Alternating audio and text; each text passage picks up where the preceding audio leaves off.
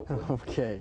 Now we have a little bit of time here. I just want to say, since I didn't have time earlier in the broadcast, welcome aboard. Thank you, Bruce. Nice to have And so it begins, a 30-year career at the WGME anchor desk and a reporting gig that would take me literally around the world. You never really know what you're going to find when you walk down a street in Shanghai. There are lots of things hanging from lines. This is the dock in Falmouth, England, known as Custom House Quay. In 1982, we followed the journey of Bill Dunlop, who sailed solo across the Atlantic from Falmouth, Maine to Falmouth, England, in the world's smallest sailboat, the 9-foot-long Wind's Will. It's all part of sailing. Your body is so sore, but you can't stand up. There were other stories away from home. Another sailing adventure in New York Harbor when the schooner Bowdoin joined the Op Sail Fleet of 1984, celebrating the centennial of the Statue of Liberty. Sailing through Hell's Gate in New York City, But one of my favorite out-of-state stories has to be the one I covered in my other hometown, Washington, D.C. Having grown up there, it was a thrill to cover the inauguration of Maine's most famous summer resident as President of the United States. This is where it all begins. We were also the only local crew on the scene in Kennebunkport when the President made his first visit back home. We were at the inauguration together, so Oh, we had an eye on you. Yeah.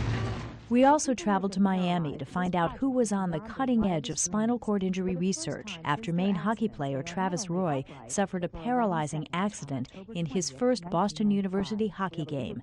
That led us to the Miami Project and hope for Travis and others like him. The Miami Project is famous for doing things people say could never be done. This is one of them.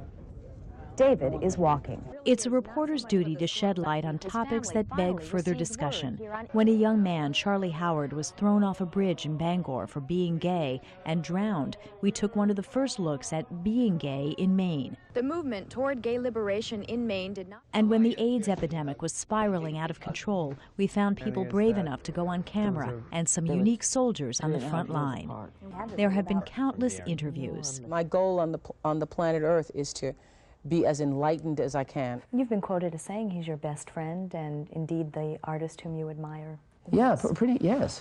I mean, unequivocally, I think his work is extraordinary. And life-saving medical series on colon cancer, breast cancer, and organ transplants. There are over 450 people waiting for kidneys in New England.